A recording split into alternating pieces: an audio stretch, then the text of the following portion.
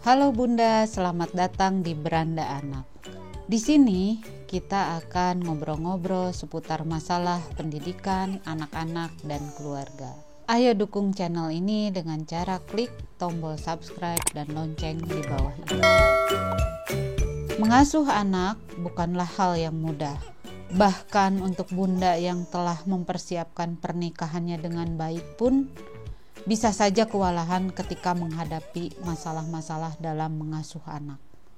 Dalam obrolan kita kali ini, kita akan berbagi ilmu untuk mempersiapkan diri kita dalam menghadapi masalah-masalah yang sering terjadi dalam proses kita ketika mengasuh anak-anak. Jika Bunda punya usul untuk tema-tema parenting yang menarik lainnya, silahkan tulis di kolom komentar di bawah ini.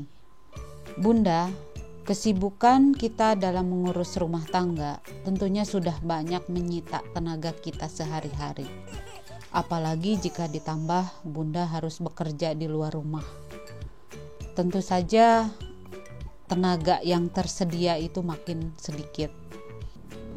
Bayangkan, pulang ke rumah dalam kondisi lelah, rumah berantakan, anak-anak rewel, lalu apa yang akan terjadi?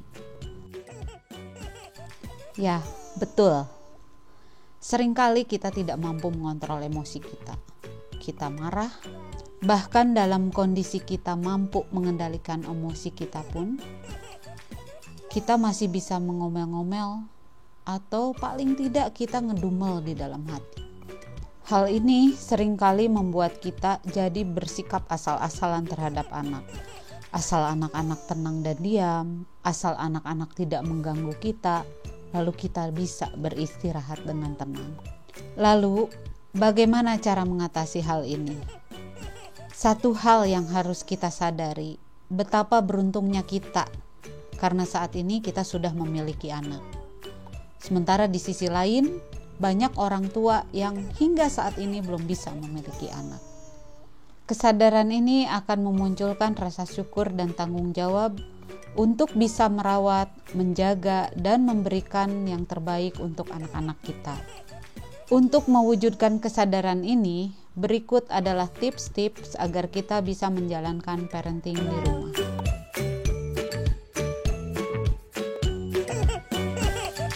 Memiliki niat dan tekad yang kuat. Tanamkan niat dan tekad dengan sungguh-sungguh di dalam hati kita bahwa kita akan mendidik anak dengan baik dan dengan pola asuh yang tepat.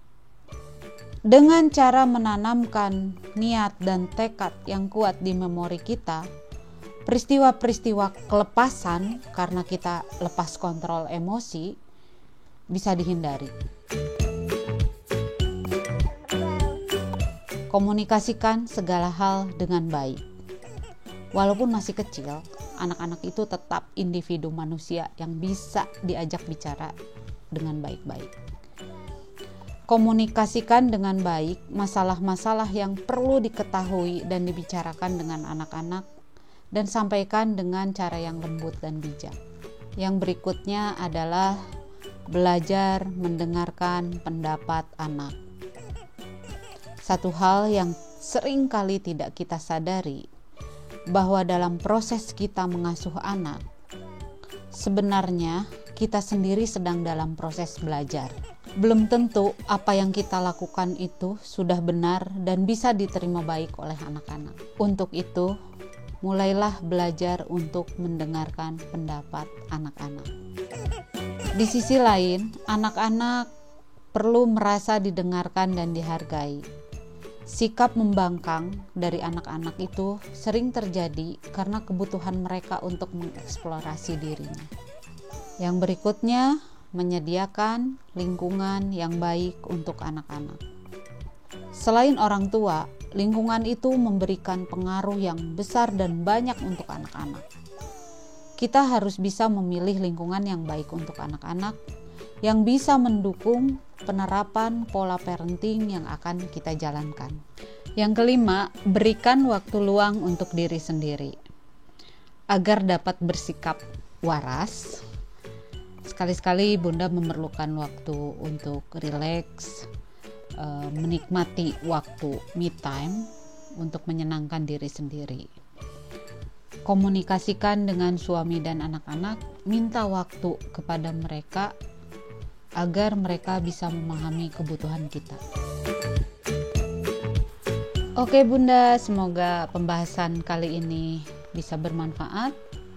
Ikuti terus channel Beranda Anak. Di sini Bunda bisa menemukan video-video lainnya seperti video aktivitas anak-anak, video animasi pendidikan yang bisa menemani si kecil bermain dan belajar.